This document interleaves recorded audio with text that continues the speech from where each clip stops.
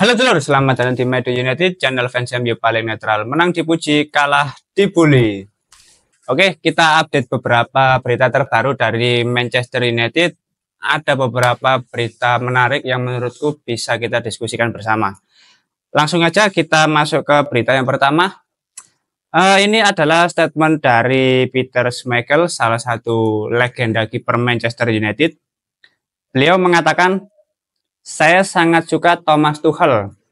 Berada di sekitar Liga Champions dan mewawancarainya, mendengarkan apa yang dia katakan saat berada di area teknis, dan kepribadiannya dia tampak seperti seseorang yang bisa menjadi manajer yang baik di Manchester United. Ya, terkadang para mantan pemain Manchester United, legend-legend ini, kalau misalkan ada pelatih-pelatih yang belum melatih Manchester United dan memiliki track record yang baik, biasanya memang selalu diagung-agungkan ya. Tapi begitu menjadi pelatih di United dan mendapatkan hasil yang buruk, tidak sesuai ekspektasi, langsung dihujat. Semua legend langsung dikritik, ya wajar maksudnya. Kita kan memang tidak bisa menerka-nerka ya hasilnya kalau misalkan benar-benar menjadi pelatih atau bagaimana, dan ini menurutku hal yang wajar, hanya sebatas opini dari legend Manchester United. Karena apa? Karena kembali lagi ya, kita tidak bisa memastikan dan berharap kalau Thomas Tuchel benar-benar akan menjadi pelatih di Manchester United untuk menggantikan Erik ten Hag gitu loh. Karena nyatanya sampai saat ini juga Erik ten Hag masih menjadi pelatih di United. Bahkan sudah mulai menjalani proses latihan ya, dalam mempersiapkan laga selanjutnya di akhir pekan nanti. Jadi ya ini tidak perlu diambil pusing lah, selama manajemen tetap bersikukuh dan memberi kesempatan bagi Erik ten Hag untuk membuktikan bahwa dia masih layak berada di Manchester United, ya kita tunggu saja. Nanti kalau misalkan di akhir pekan nanti secara permainan masih kalah, masih tidak memuaskan, ya udah kita hujat lagi gitu loh.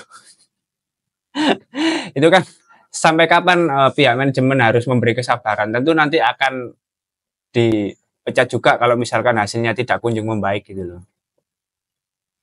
Oke, kita masuk ke berita yang kedua. Erik ten Hag siap menurunkan Jonny Evans sebagai bek kiri darurat saat Luke Shaw, Tyrell Malacia, dan Nocer Mazraoui tidak tersedia di pertandingan besok. Waduh, ini ketika kedalaman skuad Manchester United masih belum stabil, masih belum ideal, dan beberapa pemain yang cedera belum kembali, bahkan ada pemain lain yang cedera. Inilah yang terjadi ya. Bek tengah dijadikan bek kiri darurat. Lalu habis itu ya bermain dengan komposisi seadanya. Bukan apa-apa, tapi yang dikhawatirkan kalau pemain ini tidak berada di posisi idealnya, takutnya akan menjadi kesulitan tersendiri ketika berada di atas lapangan.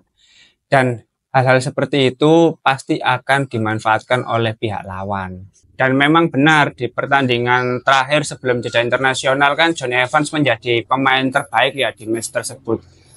Tapi kan kalau misalkan selama 90 menit Jonny Evans harus menghadapi para winger yang secara speed itu lebih kenceng ya. Jonny Evans kan pasti keteteran ya, pasti aduh, itu ini umur 36 loh, saya dikawin pelan-pelan ngejar winger gitu. Ya cukup rawan sih, maksudnya cukup mengkhawatirkan dengan situasi seperti ini. Jadi tidak berani memastikan ya apakah di laga besok Manchester United yakin bisa meraih 3 poin, karena peluangnya memang ada, tapi tentu ini bukanlah hal yang mudah untuk meraih kemenangan. Oke, kita masuk ke berita yang ketiga. Ini merupakan statement dari Emmanuel Petit terkait Zidane yang sempat dirumorkan dengan Manchester United. Menurutnya, Zizou perlu mendapatkan jaminan jika dia ingin bergabung dengan Manchester United. United masih merupakan klub besar, tetapi tidak lagi di lapangan. Dan Zizou sangat sadar dan sangat berhati-hati tentang itu, terkait kualitas para pemain. Ya ini menurutku statement yang menarik ya, dan dan realistis juga, mengingat memang saat ini Manchester United masih dikatakan klub besar. Karena apa? Karena meskipun secara performa masih belum konsisten, secara market value itu Manchester United masih terbilang besar. Secara komersil juga bisa dibilang masih besar. Namun kalau bicara soal performa di atas lapangan itu beda cerita, dan statement dari Emmanuel Petit ini menurutku hal yang sangat realistis, mengingat selama beberapa tahun terakhir meskipun sudah melakukan pergantian beberapa pelatih juga masih belum ada peningkatan secara signifikan dari segi kualitas, dari segi performa para pemain. Pelatih sudah diganti, performa tak kunjung stabil. Beberapa pemain juga sudah dibuang, performa tak kunjung stabil.